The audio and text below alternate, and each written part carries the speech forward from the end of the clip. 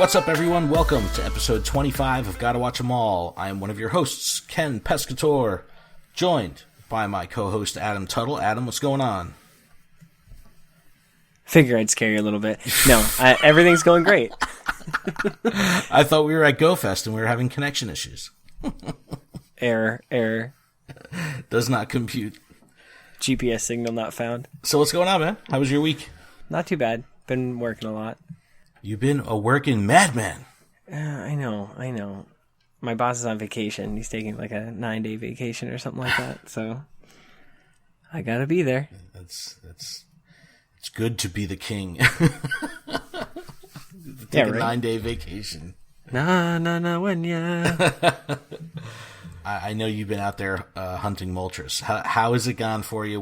Give me the update. Give me the lowdown. How did your week go with legendary raids? Okay, so day 1, Monday, I went 0 for 4. I was like super salty about it. And then the next day, so Wednesday, I was like, I was going to work and I'm like, I have 10 minutes to spare. I was like, I know, I can looking in the raid group, like everybody's talking about Moltres is here, Moltres is here, Moltres is here. Dover's lit. There's 4 Moltres. And like, so I went to every single one and I didn't see anybody. So I was like, this is strange. I'm probably either getting there too late or too early. But I get to the 4th Moltres, which was near like a restaurant. Parking is just awful there. And I managed to get a spot and it's like right on the side of the road. And I see 3 people standing there with their phones. I got to do it. So I got out and I was like, you guys here for Pokemon? They're like, yes, there's 4. I was like, how many do we have? And they're like, 4. And I was like, any more? And they're like, well, somebody's supposed to be here, but I don't think anybody's coming. They all say that they're at this other Moltres. So I begin to worry, but then I remember that somebody online said something about Moltres being easier and you could do it with less. Car door opens next to us. A guy jumps out and he's got 2 phones. And he's like, yeah, I've got my daughter's account. She doesn't miss. She always gets them. For some reason, she always gets the legendaries. So I'm like, great, we're at 6. And then we see 3 people walking across the street and they don't have their phones out. They don't look like they're playing at all. I don't want to like stereotype and say they were sketchy. Just go for it, man. They were sketchy looking, but they were sketchy looking. And then they just show up right next to us, whip out their phones, don't say anything to us. They're just like, yeah, we play. You know, one of those things. And I'm like, okay, so we have 9. We were able to take it down fairly easily. And even though the gym wasn't yellow, I got like 11 balls. It was crazy. That's nice when you have that many opportunities. It gives you that warm, fuzzy feeling. You're like, all right, I know I could at least botch a couple of these and still be okay. Right, and I hit like first one was a curveball, nice. Didn't get it. Second one, curveball, great. Didn't get it. Second one, curveball, great. It's like boom. Boom.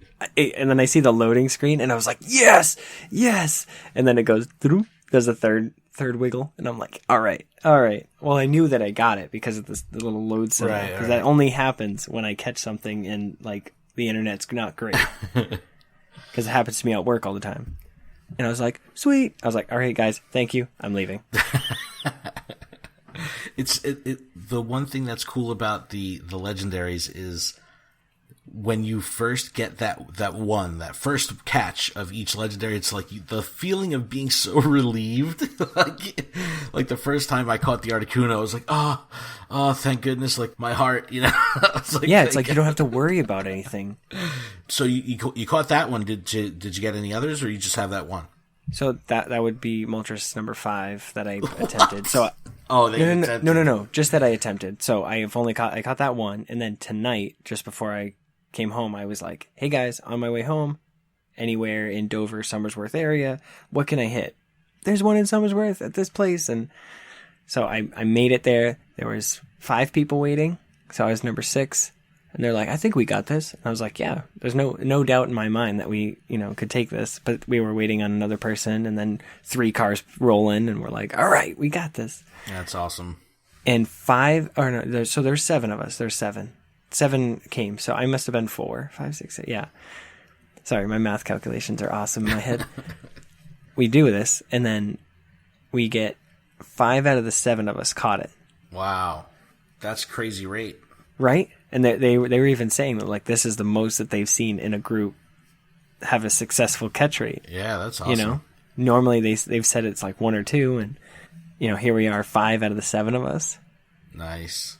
And one of those 2 that didn't catch it was like, man, I'm over 12 on all these legendary birds. This is ridiculous. Oh no. And I'm like, oh my goodness, I'm so sorry. Like, you know.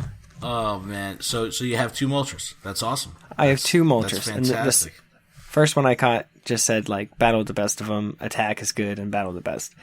Second one was battle with the best of them, HP, defense, battle with the best of them. So that one's going to be the one I level up and whatnot. Nice. Unless I can catch one tomorrow, but I don't know if I'll have time.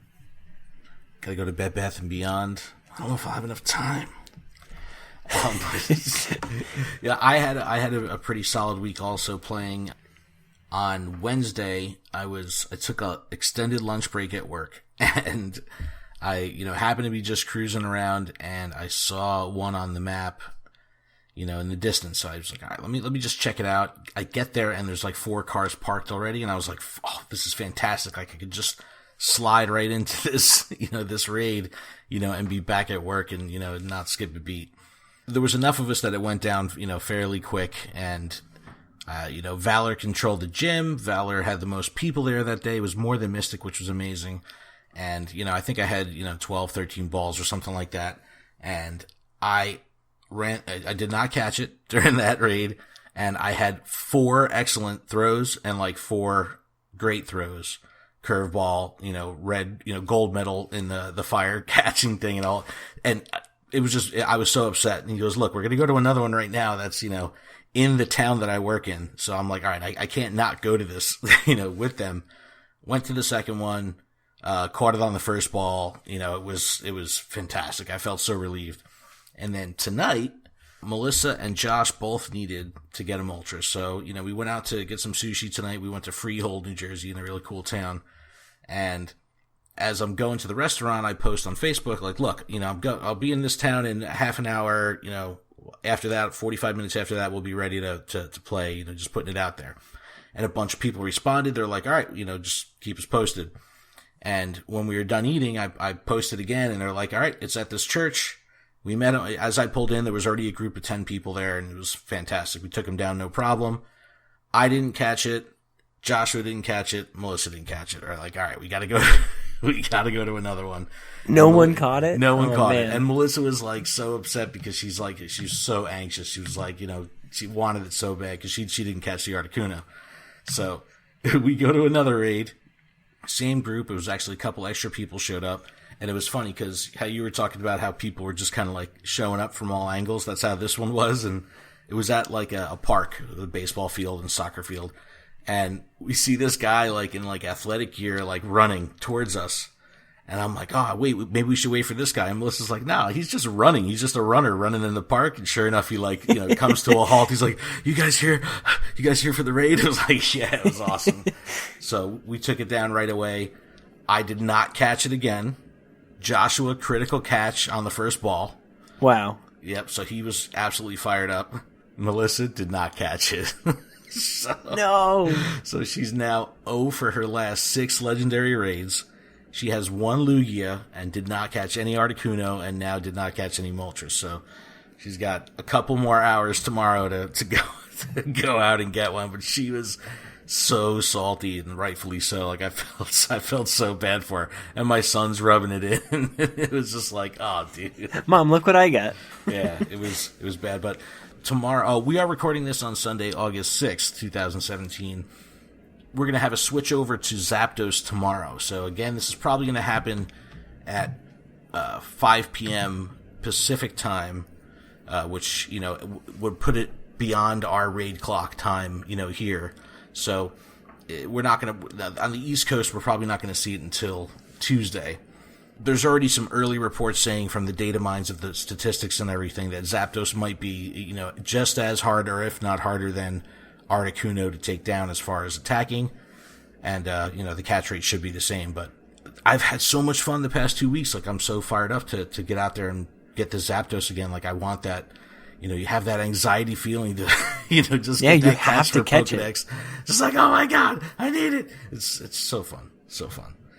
But if I was in Melissa's boots, though, I'd be super salty because I would be calling out of work. I can't make it in today, and I would just travel until I caught one. Yeah, she works tomorrow night, so she's home all day with Josh during the day, so they could both go out and play. I was just like, look, I'll organize a raid group for you. I want you to get this too. Like, I'll set it all up for you and tell you where to go. Just go there and play. So Zapdos is incoming, gonna be fun. So on PokemonGoLive.com, they put a update on these European events that were Safari Zone stuff that was postponed. Kind of to make up for it, they're doing this little pseudo open air event where it's not taking place at a specific area, but it's in these specific cities, and they list them online. I'll put the link in there.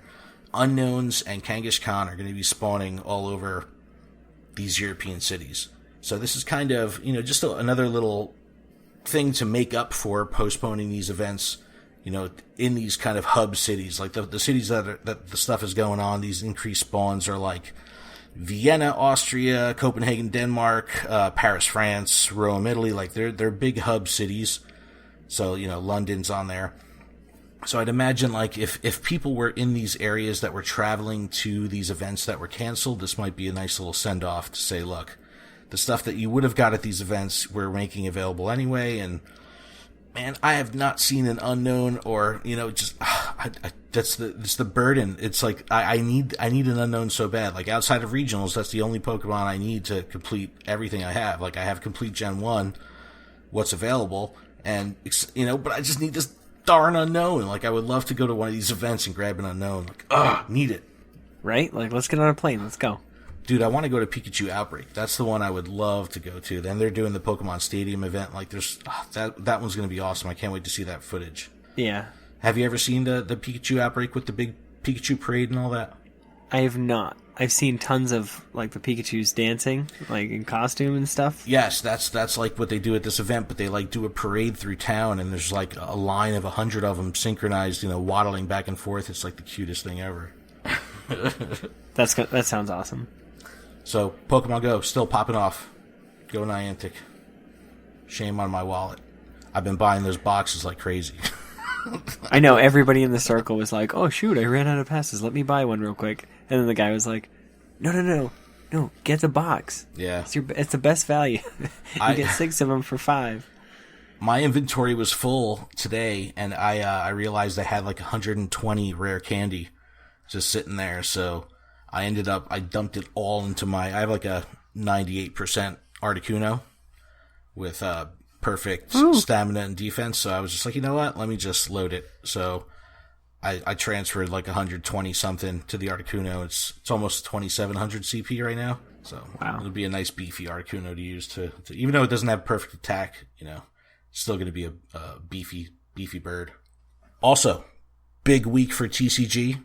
Burning Shadows is out. You went to the pre-release last week, but it is out, and a lot of really cool cards. And these two theme decks they released look really cool. And I'm going to be placing an order for probably a booster box, this week on Amazon. So I haven't opened any cards yet at all. So I'm itching. You have to. I know, and some of the art, it looks like they're really stepping up the art. I don't know if new people are doing the art or what, but these cards look awesome, amazing. Yeah, they took a page right out of Yoshi's Woolly World, and they've got yarn Pokemon. It's like there's like a yarn Meryl and a yarn Dynamo. That's so awesome. I would always love when they would do like a practical photo of a like the Shroomish card, like where it's like an actual photography of something in the real world. That's so cool when they do that. Or they had like little action figures that they take pictures of in like a nice scenery. Right. But Burning Shadows is out, and I'm going to stream the two decks, the two theme decks that are out. There's one called Luminous Frost and one called Rocksteady. I'll put the dates, and I'll put this up on Instagram and on the Facebook page too. But I'm going to stream the Luminous Frost deck this Friday, the 11th, and the Rocksteady deck the following Friday, the 18th. On our Twitch page is twitch.tv/GottaWatchEmAll podcast. 1 p.m. Eastern on both of those Fridays if you want to check out those theme decks. And it's going to be, what I do is I don't kind of do any prep work. I just, load the deck into the game and play it blind and see how it goes. So it's a very casual approach to it. And it's always a lot of fun. So I do like 4 or 5 matches and very, very casual, but join us on Twitch. And then I back it up to the YouTube channel. So if you can't make it live, you can always check it out on YouTube. So it's going to be fun. Hope you could I know I enjoy it. They're fun. I enjoy watching it and like, why would you attach 2 energies to the active when you could be powering up the bench guy? Dude, it's so it's a lot of fun, guys. You filthy casual. But yeah, so I'll be rocking those 2 decks over the next 2 weeks, so check that out. And then there was a couple tidbits for Sun and Moon. They released info on a new form of Lycanroc for Ultra Sun and Ultra Moon. What did you think of that? It's pretty cool. It's cool colors. So it's a dusk form Lycanroc, which, from Sun and Moon there was the midday form and the midnight form, depending on how you evolve them in what version of the game. So they haven't told you exactly how to get dusk form, but I guess there's going to be a certain time window in the day that if you evolve Rockruff, you'll get that form, but they haven't announced exactly how yet. But that's my guess. I know. I'm curious. I want to know. You do it between 4 and 6 p.m. In game on the in-game clock, and that's what you get. I always like to promote the free stuff that's going on with as far as distribution for Sun and Moon, and they're doing a Salazzle distribution at GameStop via card code. So you would get the code with that you could enter into the game and unlock Salazzle. And Salazzle is a very rare Pokemon in the world of Sun and Moon because the only way to get a Salazzle is to evolve a Salandit, and only female Salandits can evolve into Salazzle. And there's only Salandit is 87.5% male. So even getting a female Salandit is exceptionally difficult. So this is the easy way to kind of bypass having to farm and grind on trying to get a female Salandit. So makes it, work smarter, not harder with the Salazzle. Yeah, that's pretty intense odds. Yeah, man. I'd be so mad if, 9 out of every 10 is a male. And you don't, I can imagine how long it'll take to get one that's worth evolving. And then they don't evolve to level 33. So it's like you have to get it and then grind it a little bit too. Ugh. There's another Global Link competition that's going to be starting up in 2 weeks called the 2017 No Holds Barred competition. This is pretty cool because it's pretty much open to every Pokemon in the decks with the exception of Arceus and what they're saying a handful of legendary Pokemon, but they haven't announced who. So that's pretty cool. So you'll be able, and it's just like you get 50 battle points. It's not like any significant, giveaway or prize for this one. This one's kind of like for bragging rights, but I always like to see these like wide open tournaments because you get to see some cool matchups of Pokemon that aren't necessarily as popular in, where you'd always see in the meta when you're looking at the like regional and national tournaments and stuff. You see the same stuff. When they put these expanded tournaments on Global Link, you could always end up finding cool lineups that, you wouldn't normally see, especially when you're like allowed to use anybody. That includes Delibird. And yes. Geodude. Yes, and Geodude. So I'm walking, jump back to Pokemon Go for a second. I've put Geodude as a buddy, and I gotta say, it's only a 1K candy, and I've never walked a 1K Pokemon before, and it's crazy how you see so much more candy rolling in. Like, I'm so used to having 5K Pokemon there, like it would always be like Larvitar, Mareep, or Porygon or something, It's like 1K per candy. It's like, oh man, I feel like I'm getting candy all the time. It's so good. Alright, so let's talk about this episode. It is called Pokemon Scent-sation. The original US air date was October 12th, 1998. And if we remember from last episode, they were moving on to Celedon City. And this episode starts with them arriving. As they arrive, the narrator's explaining that Celedon City is known for its tall buildings. It's very urban. It's very, downtown New York style looking. And it's known for its good scents. So as they're walking in there, Brock is like kind of completely hypnotized by the fresh smell, coming from the city. And everyone except Ash. Ash is like kind of grossed out by the whole thing, but everyone's like, oh, what smells so good? And it leads them to this perfume shop. So this is it's a weird introduction to them arriving at the city, because in the past, when they would arrive at a city, they were always greeted at the gate or something like that, where as they're entering, something would happen. So this time, they're just kind of drawn into the city because there's these, good smells. And now, for me, I'm originally thinking, like, well, what are they smelling? Like, is it like a bakery? Like, are they smelling like cookies or something? But it turns out that the smell, like, kind of leads them to a perfume shop, and it's just a really weird way that the episode starts.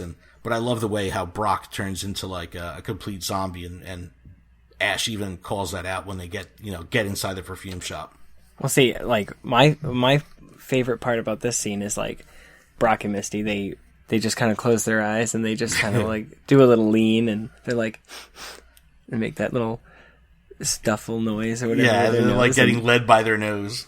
Yeah, and they follow their noses. It's one of those like play on, not words, if you will, but I mean, they do legitimately follow their noses. Right. And then once they get into the shop, right away you notice that it's all the employees of the shop are all women, and they're all wearing like little mini skirts, and they're all dressed out to the nines. They're looking really good, and Brock is in love, of course. He's, not only under the trance of this beautiful smell, but he's also, gone bonkers because of all the ladies that are around. And Ash is kind of like dissing on the perfume. He makes it very clear that, he's there for a gym battle, and anything that has to do with perfume is a waste of time, and it's just going to stand in his way of getting being able to have this battle. The employees of the shop are not too happy with him. Yeah, they're like, if you think perfume, stinks and is a waste of money, then like you need to get out of here. Yeah, they're like, we produce it in the gym. Like, you want to go to the gym? Well, that's where we produce all the perfume that you're talking so much smack about. He's being kind of so rude to the employees that the manager comes out, and when the manager comes out, it's this hilarious animation. They put a border around the screen of like all these plants and like a spinning gloom in each corner. It's really cute, but it's like totally bizarre. And Brock is in love, of course. And she comes out and she gives Ash crap right away. Like, she just lets him have it. And she's like, perfume is what it's all about, and he gives this acronym like, I'm pretty, elegant, radiant, fun, urbane, mysterious, energy, spelling out perfume.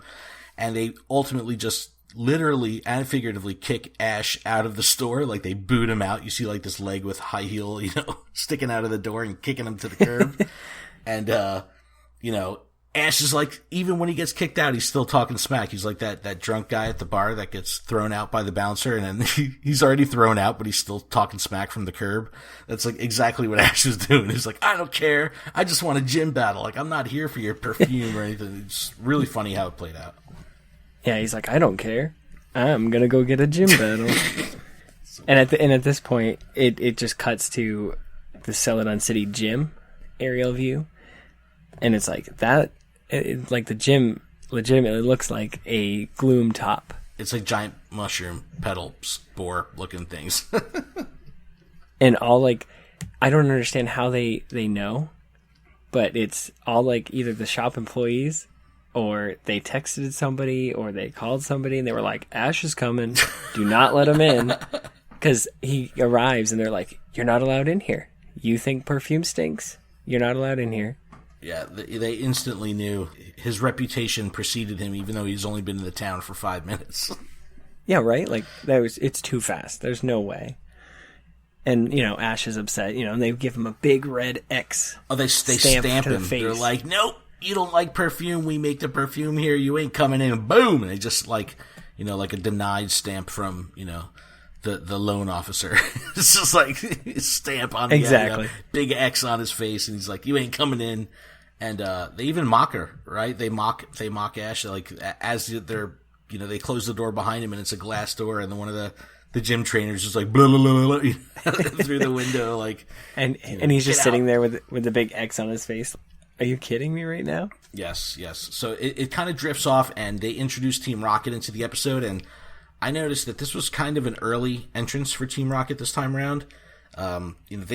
We've been talking about how they've had less and less to do with the episodes lately. Like, they're they kind of came out, more in last episode, but prior episodes where Team Rocket was kind of silent, you didn't really hear too much about him, but in this episode, they're, only a couple minutes in, and they're already bringing, Team Rocket into the fold, which I thought was kind of cool. And you see them kind of breaking into this Gloom gym, like they're putting a ladder up to the window, and they're just sneaking in there. They're just sneaking in. They're going for it. Their plan is to steal the perfume. Like they want the essence of the perfume, so they can figure out the secret formula and produce it on their own, and become rich. And it goes to all these like dream sequences of what they would do. And Jessie's like, I don't know, says something about how she could be like Cleopatra and all these like scantily clad dudes, like fanning her with like grape leaves that are around.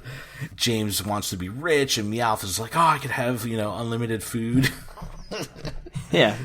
But James also says something about, he's like, zillions of dollars, and he's like, just enough to buy my own country or even a planet. But they show him like Unrealistic he's sitting on top of like a pile of gold like Scrooge McDuck. It's really funny. As they break right into the gym, like no problem. They just like walk in, and the whole, this is it's pretty clear to see that not only does it look like Gloom, but this is a grass type gym. So there's all jungle and, a lot of leaves and stuff like that inside, big trees. And they, within 2 seconds of being inside, they come across a Gloom, like a wild Gloom walking around. And, it's just sitting there dumb, like drooling, Gloom, real, just on its own. Yeah, they think it's sleeping. Yeah, and they're like, oh, it's gross. And James, like, without hesitating, is just like, brings out coughing, right? It's just like, just throws it, It's just like goes right for it. Like, it's ridiculous how fast. And, they're breaking in, but, they're not making it quiet once they're inside. They're already, turning up the place. But it's pretty funny because it doesn't really go as planned with the way they battle it, and they don't even know what the Gloom is. Like when they see it, they're like, "What is that thing?" Like they have no idea what they're in for, which I thought was pretty interesting. Once he throws coughing in, he immediately commands for like a what does he say? Like poison gas attack. Poison gas attack. Yeah. This is poison gas attack, and the Gloom kind of sucks in all the poison gas. And this scene reminds me of like a lot like Kirby. Yes. When that iconic like like just sucks it all in. So he's like a giant like HEPA filter. He's just pulling in like all this toxic smog from the air that coughing is letting out, and pretty much recycles it all back out and does like a stun spore attack, but spitting back all of coughing's poison gas attack. And apparently this just smells like, like dirty gym socks. It's like a nasty smell. Old sneakers mixed with like some rotten eggs, dead fish, and a hint of skunk. Yeah, and it's funny because they're all like grabbing their noses like, oh, grossed out, and Meowth is kind of like, he's holding his nose, and then he there's a really cute like little bit here where he's grabbing his nose, and then he goes, wait a second, my nose is gone, and he breaks the fourth wall, and he goes, wait a second, I don't have a nose, the cartoonist just forgot to draw one on. And it's just like, why did they break the fourth wall? Like, why did they go there with it? But I thought it was really cool. My favorite part in that is when, like, physical James and Jessie and James, they legitimately, like, shatter as if they were glass. Yes, because it stinks so bad. Yeah. I thought that was pretty fitting. Right, but as they're getting all stunk out, they're very distracted at this point, and they're not being quiet about their presence, that they just broke into this gym. And before you know it, they're getting clobbered on the head with these hammers, like boom, boom, 1, 2, 3, and they're all knocked out. And the gym trainers have spotted them and take them out pretty swiftly. After Gloom had his way with them. Oh, and the trainers are wearing gas masks, so they're, obviously they're used to what Gloom can do, and, they pull off the gas mask, and they kind of just start talking smack to Jessie and James, and then boom, 1, 2, 3, they stamp them all with the same X, just like Ash, and they're like, nope, you're not getting in, no thieves allowed, and it's just, this gym seems to be a little bit more organized and serious. Like, I remember when they saw Lieutenant Surge however many episodes ago, when you went into that gym, it was like all military and, very tough and rigid and stuff like that. And This one just seems like a very well-oiled machine. Like, it seems very serious. You know, I don't know. I get that vibe. Yeah, no, it's definitely like there's a lot of teamwork going on. And so now it cuts to Team Rocket being hung from a tree. But not by their necks. Not by their necks. I mean, they still make it into other episodes. Yeah. So it couldn't have been that. No. Their bodies are all wrapped up. As they're hung up, you know, they're complaining and whatnot, and Ash stumbles upon him, and he's like, "What's going on?" And Team Rocket, what are you doing here?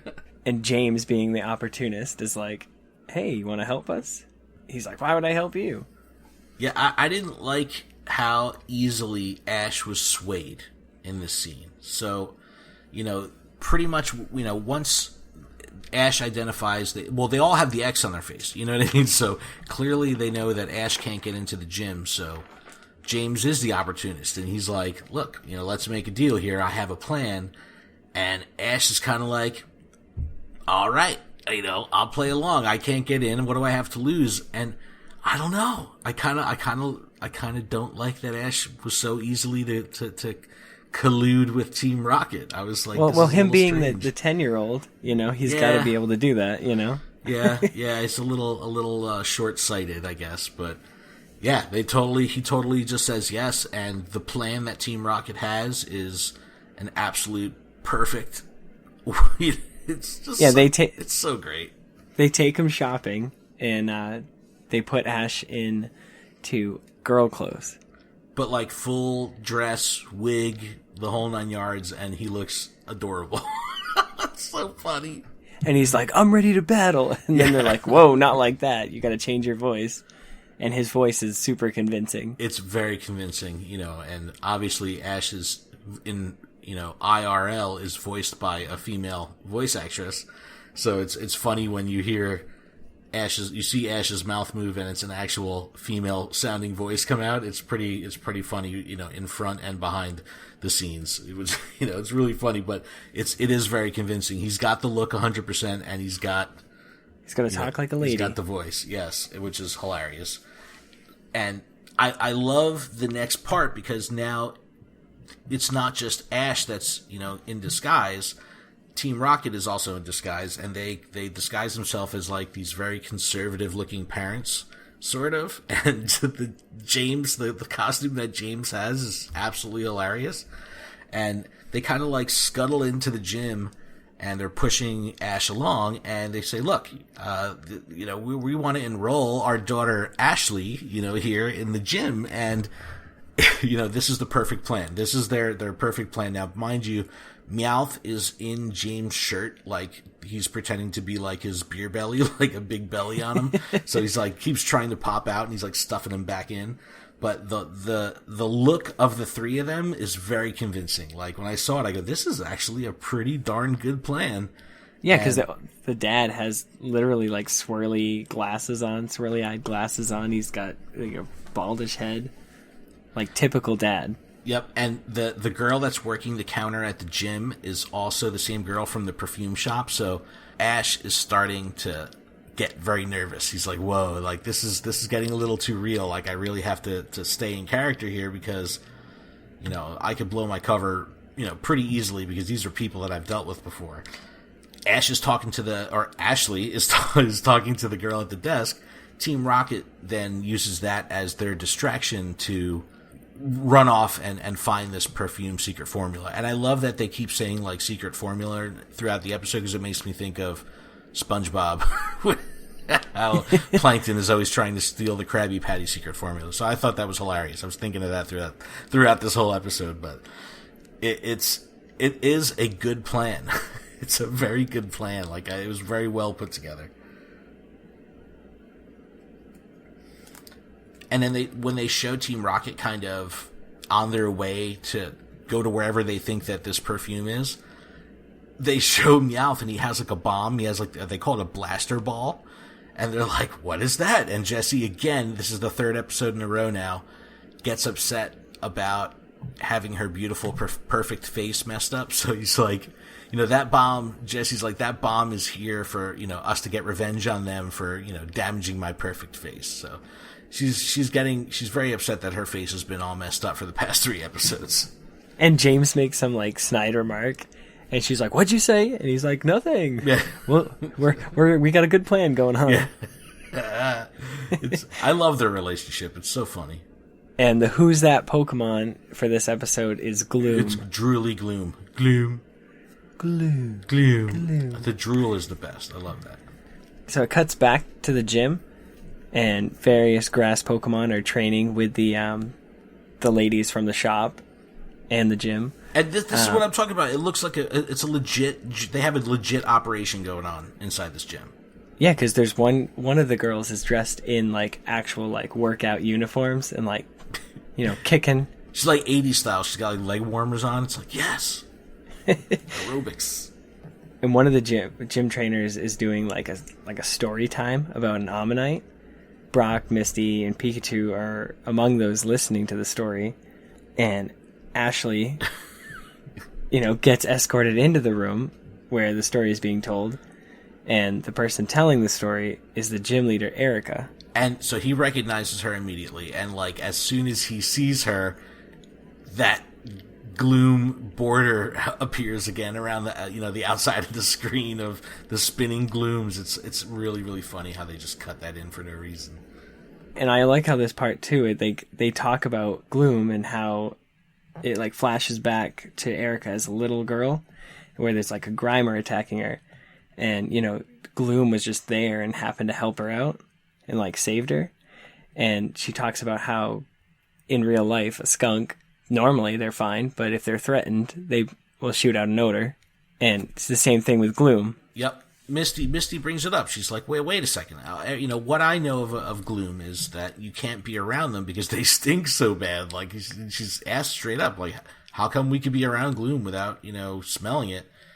And that's when Erica goes and says, look, if it's not threatened, it has no reason, just like a skunk. So I like that whole little story time, how it actually gave you some Pokemon science, in there as well. Yeah, some insight. And the backstory of Erica with the Gloom. I mean, she is a gym leader. She is an important person in the canon of Pokemon. So it's cool that they talk about how the relationship that she has with Gloom has, she's had since she was a child. So it's just, it just goes has to blossomed. Show that it totally has. It has blossomed. Yeah. As they're ushering Ashley in there, he's starting to really blow his cover a little bit. Like he's really not comfortable with what's going on. And Pikachu walks right up to him, sees right through him, and Pikachu's like, it's Ash. It's Ash. Like if Pikachu could talk, he's like, oh my goodness, it's you. It's Ash. And then Ash is like, go away, Pikachu. And he's like, hey, ain't no having any of that. I'm a Thundershock, And it burns the wig right off.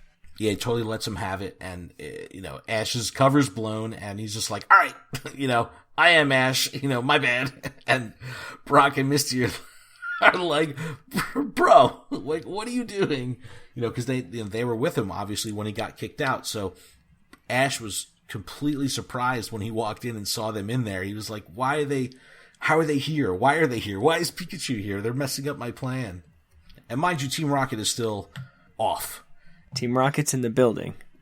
They are in the building, and they come across the secret formula, the secret Krabby Patty formula. And it's like in this little, very, very fancy perfume bottle, crystal perfume bottle. And they grab it, and they're out, And it's like, oh my gosh, their plan worked. They had this big distraction with Ashley. They enrolled her into the gym, and they actually have what they came for. They're very excited. It cuts back inside the gym, and Ash is immediately challenging Erica to a battle. So once his cover's blown, he's completely fried from Pikachu's Thundershock, but the second he kind of comes to, he's like, all right, I'm Ash, I'm here for a battle, and challenges her. And I love how Ash always does this. He just is super impatient and super cocky. Like, I just love that about his character, because the second he's there, he's like, look, I know I snuck in here and I broke all these rules and I did all this, but I don't care. I'm here. And I'm throwing down the gauntlet, like, let's do this. And she's like, I guess I'll have to accept. Yeah, she's like, the gym leader code says, if I'm challenged, I have to do it. She's like, all right, 3-on-3 battle, like, let's do this. So Erica brings out Tangela, which is the first time we're seeing Tangela, brings out the Pokedex, he learns about it, and doesn't give him too much information. But Ash is like, all right, I'll use my own grass Pokemon, and pulls out Bulbasaur. And Bulbasaur uses a Vine Whip attack, and Erica commands Tangela to use Constrict. So as it's using Constrict, it's kind of like spinning and almost tangling Bulbasaur's Vine Whip around itself. So he's kind of reeling Bulbasaur in towards him. And as soon as he's like right next to him, Erica's like, now use Stun Spore, and it just, in point blank range, it just lets out a Stun Spore right in poor Bulbasaur's face. That's like instantly paralyzes it. See, I don't understand why he wouldn't have just sent out Charmander at the beginning. I know, you know what I mean? Go for fire, man. It was something. You're in a grass gym. It was something. I guess it was a pride thing, because he was like, "All right, I'll battle your grass Pokemon with my grass Pokemon." But it's funny that you say that, because when this whole Stun Spore thing happens and Bulbasaur is knocked out, you start to see Ash kind of strategizing the battles for the first time, where he's kind of thinking before he brings out his next Pokemon. He's like, oh, should I bring out Primeape? Like, what should I do here? And then he's like, no, I'm not going to bring out Primeape. Let's go Charmander, and brings out Charmander. So you see the thought process happening through the battle, which you really haven't seen that before. Well, there was that flashback, and it's like he gets punched in the face again, and he's like, ooh. It's like... Yeah, do I really want to take this chance? A live fire demonstration? He decides to bring out Charmander, which obviously would have been the smartest move at first. And Erica calls back to Tangela and brings out Weepinbell. And I'm a huge fan of Weepinbell, because I just love the ridiculous cry, and it's just like, boo, boo. Like, I just... the amount of times I've done that, like when we're playing Pokemon Go, and even if I see like a Bellsprout, like it's just, I gotta make. Oh my god! I'm like, always the Bellsprout. Every time I see it, and it's like I click on it and I get it into screen, I'm like, doo-doo-doo. Yeah. Weepinbell uses Razor Leaf, and you have all these, all these like sharp leaves, heading towards Charmander, and Charmander uses a flamethrower attack, and it's awesome how this plays out. So not only does it burn all of the petals of the Razor Leaf, but it kind of pushes them back and sends them like raining fire, like burning leaves back towards the Weepinbell. So it's like a double whammy. It's almost like, it's flailing. Like napalm, like getting rained on Weepinbell, and Weepinbell's like almost in a panic mode. And Ash takes advantage of this and says, Charmander, like let's do this. Skull Bash, and you see Charmander like running full speed, like looks like Mario, like with his arms like behind him as he's running, and just completely slams into Weepinbell and knocks it out. And so after the Weepinbell gets knocked out, and Erica, brings him back, she chooses Gloom as her final Pokemon, and then she uses Stun Spore, which knocks out Charmander. And Ash is like, man, what do I choose? He's like, I have like Pidgeotto, and he's like, what do I do? And then Pikachu steps up, and Ash, he's like, wait, what? Are you sure? And Pikachu gives him like the cutest little like face slap. Just he's like, I got this, homie. Yeah, he's like, don't worry. And Ash even says, like, even though you might lose, even though you're gonna lose, you're still gonna do it for me. Like, wow, buddy. Like he's really connecting with him, but it is cute how Pikachu just like gives him a little, a little slap. and then Ash, gets down Indian style and like grabs him, gives him like the biggest hug, and it's like at that. I love when you get to see the opening, like trailer or the opening theme or whatever. Yeah, where it comes from, like. Yeah, it's so nice. And so you get to find out where that's from, and then all of a sudden, Team Rocket appears. And they're at the top of the arena on like the light fixture, and they drop down and do almost like acrobats. They do superhero landings like in Deadpool. Yeah, they're like superhero landing.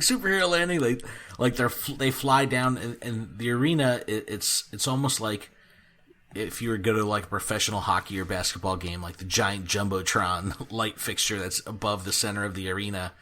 That's what they're standing on, and they just jump off and do superhero landings, like right into the battlefield, like right into the arena floor. Unrealistic. landings. What do you mean, man? It's all real. Don't you're not going to tell me wrestling is fake next. Please don't do that. And so they drop down to the arena floor as they, the theme is going on, as they're doing their motto. And at the end of it, Meowth steps in with a detonator box and activates it. Yeah, he's got like a plunger detonator box, like old school cartoon. And then the blaster ball just blows a hole straight through the gym roof and sends them flying. They're blasting off again, but they're like, we have the perfume, the secret formula. As they're flying through the air, they're like, all right, it's okay. It's okay, we have the perfume. This catches the entire stadium on fire. The entire gym. This is no joke. This is scary. The entire every moment of this is they should not be alive. There's so much smoke, so much fire. When the blaster ball thing explodes and they show like an outside shot and it's a big boom, you see the big smoke cloud coming from, the top of the gym, and you're like, you kind of shrug it off, but then all of a sudden they show the entire inside burning, just kind of like raining down, pieces of plants and wood, because it's this giant garden jungle in there. And all the gym trainers are forced to kind of go around with Pokeballs and collect all the Pokemon from, to save them, because it's pretty much turns immediately into like, this is a full blown escape mode. Like, we need to get out or we're going to die. I like how this part kind of rolls out now, because we've seen in previous episodes how both Ash and especially Misty have kind of gathered the courage to do the right thing for, the situation. Like, that's even if it's beyond their means a little bit. So as, Ash is kind of in the middle of this battle, he's kind of zoned out, and Misty's like, look, we got to do something serious here. Like, this is a major problem. So Ash kind of snaps out of it and brings out Squirtle, commands him to do Water Gun, and Misty brings out Staryu and Starmie, and it's this all-out effort to put out the flames. And, there's also, the gym trainers also have fire hoses, and they're just doing whatever they can. Brock brings out Geodude, he's like throwing dirt on the flames, and it's just a mad dash to kind of try to save the gym, but before they know it, their efforts are kind of for naught, because the place is pretty much lost. And this is like my favorite and like the cutest thing in this entire episode. Pikachu is walking in with a little like garden like waterer. Yes. And like tries to save like one little tiny flower. He's helping. And it's like, he's doing his part. My goodness.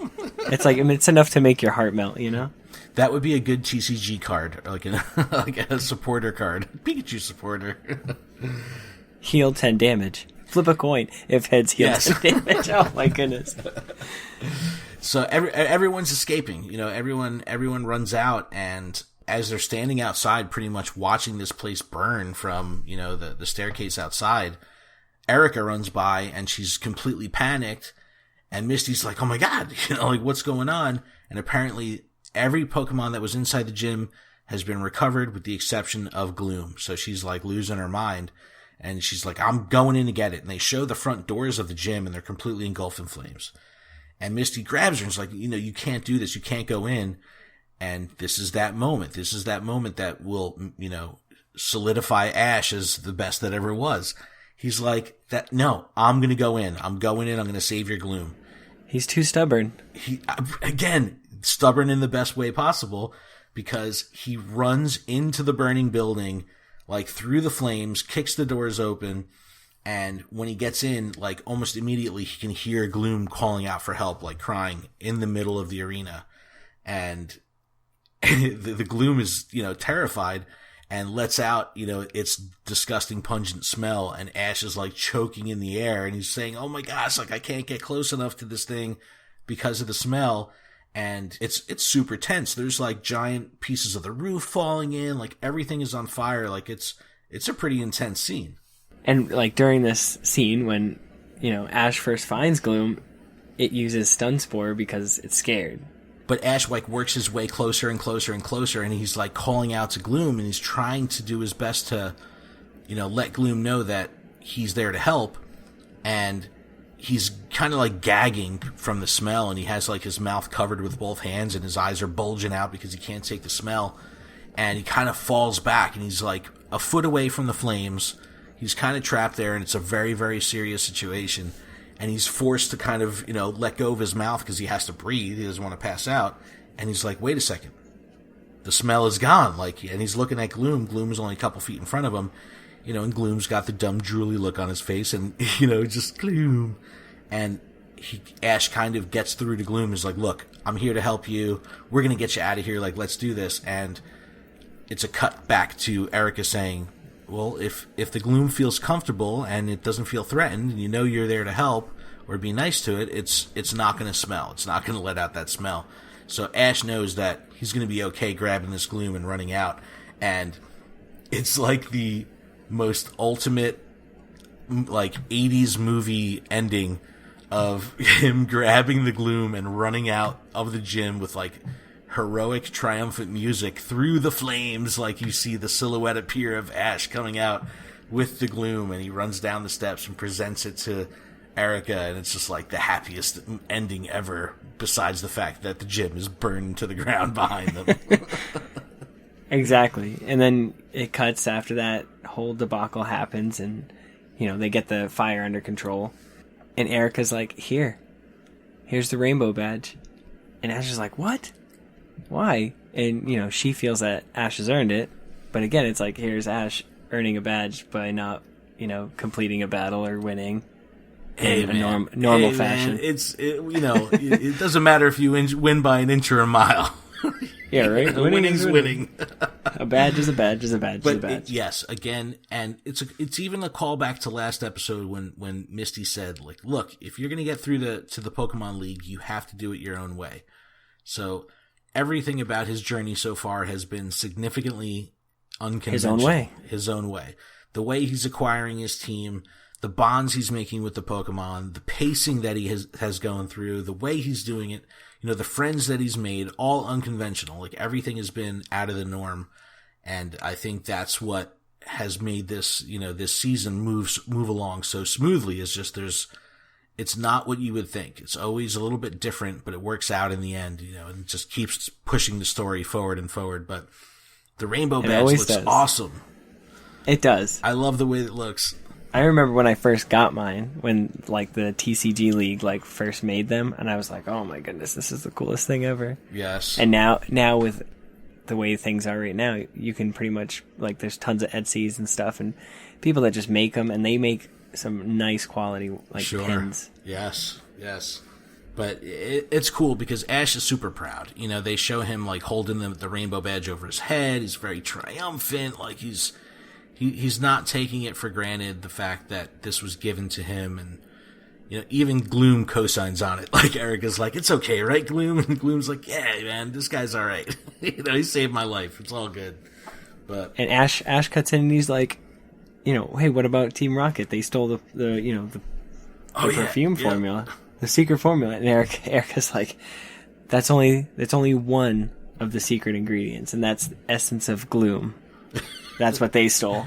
So they show them they're hiding out in a giant pipeline, a giant pipe segment of a construction zone or something, and they open the jar, the perfume jar, and out comes this disgusting, Gloom, rotten egg smell, and they're just wigging out. So they can't win. So it was such a good plan that Team Rocket had. It really almost worked out for them. But I did love how they brought themselves in so perfectly, and then ejected themselves from the situation like total morons. It's so good. I mean, they are kind of, So the narrator comes on, and he's just like, you can't judge a Pokemon by its smell. It's super cheesy. But what I thought was interesting is it doesn't say where they're off to next, right? It doesn't mention what their next step is. So I haven't looked at the title of the next episode. I'm not spoiling it or anything like that, but it's going to be interesting to see, because they're in and out of Celedon City in one episode. So and they don't even talk about the burnt down gym. They did, exactly. They didn't mention that. You came in like a wrecking ball, and yesterday there was a whole gym here, and now all of a sudden there's nothing, and it's but here's a badge and have a nice day. But cartoons. This is an intense episode. It was super intense, and I liked what I was talking about before. I like the fact that you're starting to see the strategy build in Ash's mind. The battles that he has aren't these ridiculous spur of the moment, Pikachu versus Team Rocket, and they're not, little matches here and there. These are starting to become planned out gym battles where he's starting to learn the dynamics of his team and, the strengths and weaknesses of his Pokemon and what to use when. And it's just cool to see that develop. I really like how you see that happening. And I do want him to get Primate out in a battle. I want to see what he can do. He can thrash. He could totally thrash. It's so awesome. I enjoyed this episode a lot. I thought the action was really cool. I thought it had a lot of intense moments, and the whole thing. They're still playing on Brock with being a ladies' man. There's good elements of comedy in there too. So solid episode. I enjoyed it. So now that we are done talking about the episode, I want to talk about this Fates Collide booster that I have here that I want to open. What? Fates have collided. Fates have collided. In the palm of your hand. A little bit older, because I have the Burning Shadows stuff that's going to be coming to me this week. So for next episode, I'll have Burning Shadows, and we'll go from there. I'll start getting some GXs in my life. But for now, I'll just go through this 1, 2, 3. Let's hope you get something cool. All right, let's see what we got here. We have Burmy, Vullaby, Meowth, Coughing, yes. Larvitar, Pupitar, Trainer Energy Reset, a Servine. My reverse is a Rotom. Oh snap! And my rare is a Regirock EX. Bam, bam, bam, bam. Yeah. Yes. That's awesome. Oh yeah. I don't think I have one of those. I still need one of those. Oh, I'm happy. I'm happy for you. And you have Burning Shadows, right? I have a Burning Shadows. It's burning in my hand. All right, let's hear it. So, I'm going to open it. Oh, man. The struggles of opening a brand new pack. That's why I pre-open mine. I don't got time for that. I just want to do it live. Nobody got time for that. Okay, so my starting Pokemon is Sandygast. I have a Morlul. Crabrawler. I have a Stuffle. I have an Inkay. I have a Porygon 2. Nice. I have a Charmeleon. Not a Charmander, but a Charmeleon. So that's still good. I got a Wobbuffet. And my reverse holo is a Sophocles. And then my rare is a Tangrowth. So not a Tangela, but a Tangrowth. So you were twice removed. Once removed family members. Yeah, the evolutions of those Pokemon used today. And you got a Coughing and a Meow, so. Yeah. Awesome. Some relevant Pokemon. Awesome. I'm excited to get into Burning Shadows this week. But that was a show. That was a show. Usual housekeeping, guys. You can find everything about the show at gottawatchemall.com. You can find us on social media everywhere, Twitter, Instagram, Facebook. Just look for Gotta Watch 'Em All there. Please subscribe to our YouTube channel. We put up our audio versions of all the podcasts and backups to the streams and unboxings, and anything we do will be pushed over to YouTube, so make sure you subscribe there. Give us some reviews in iTunes. We need some review love. Please check the link in the description to drop us a review. It would only take a second, and we would appreciate it greatly. I want to give a shout out to Seth Hay for providing the creative, our artwork, our logos. You can check his stuff out over at sethhay.com. And a big shout out to Grimecraft for providing our intro music, and Chipocrit for providing our outro music. All links to their stuff on iTunes and wherever they have their music is in our description as well. And I can be found personally at ProudGamerTweet on the Twitters. Adam, where can they find you? And I can be found personally on Twitter at PhoenixBack4Fire. So check us out. Thanks so much for listening this week. We appreciate it. We will be back next week. And also keep a lookout for the streams coming to Twitch and backed up onto YouTube. I want to, those are always fun. So that'll start coming back this week as well. Thanks so much for listening, everyone. Hope you enjoyed it. Have a great week. Go get yourself some Moltres. No, Zapdos. Zapdos is coming. Oh yeah, this won't be out. Yeah, when this comes out, Moltres will be gone. So go get yourself some Zapdos, and hopefully it might be the last week of Lugia also. Use Golem. I think Ruby is going away too. Yes, stop using Chansey. Stop using Blissey and Raids. All right, bye. Peace.